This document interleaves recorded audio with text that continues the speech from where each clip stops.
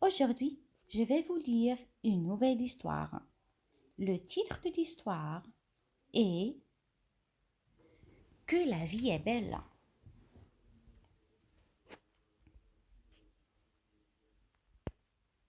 Ce matin, comme d'habitude, Toriki le petit lièvre sort de son terrier et respire l'air de la savane.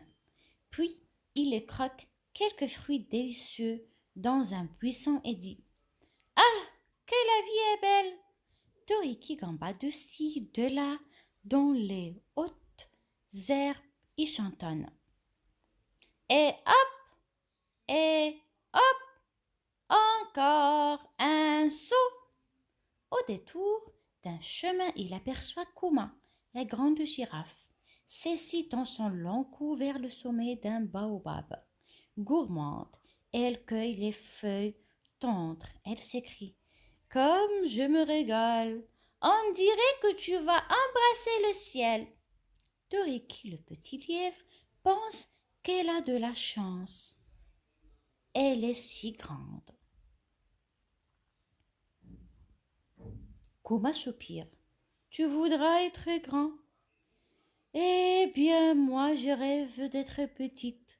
Je pourrais alors me cacher dans les buissons et avoir un terrier pour moi toute seule. Ah, si seulement on pouvait changer nos tailles. Toriki propose alors. Allons voir Marabout, le sorcier de la savane. Il saura quoi faire.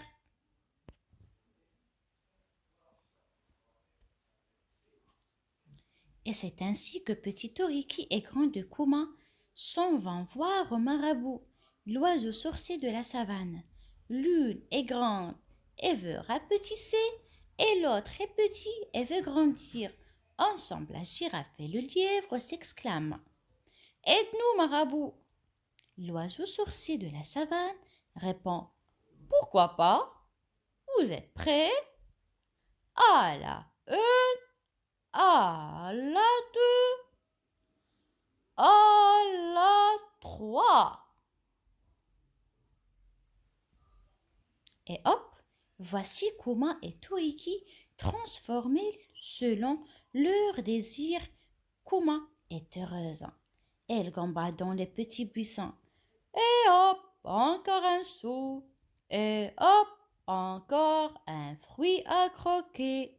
Maintenant, elle se cache de Toriki.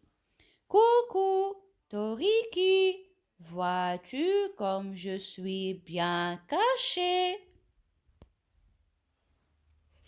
Toriki, lui, est le plus heureux de tous les lièvres. Il est si grand qu'il peut croquer les feuilles tendres de l'arbre de Kuma. Et maintenant il déclare Je peux embrasser le ciel. Comme le monde autour de lui semble petit, il se trouve si fort désormais.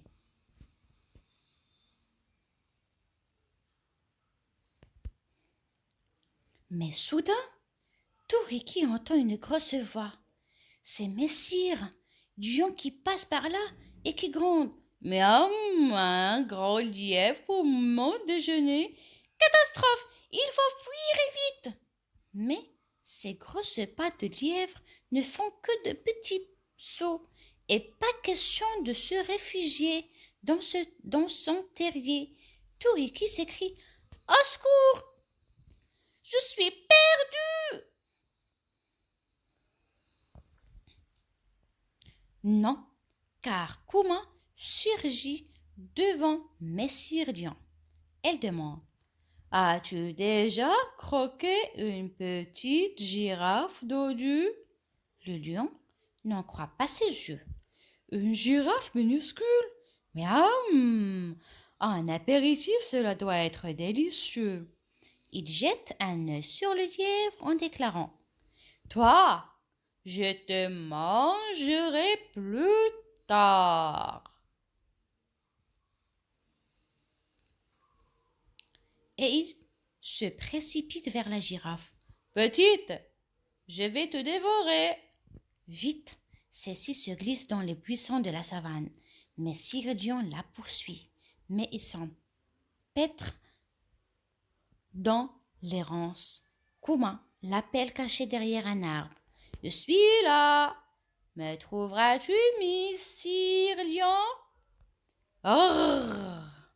Le roi des animaux rugit de colère. Pendant ce temps, Turiki s'en enfuit. Il est reparti chez Marabout le supplier de lui rendre sa petite taille.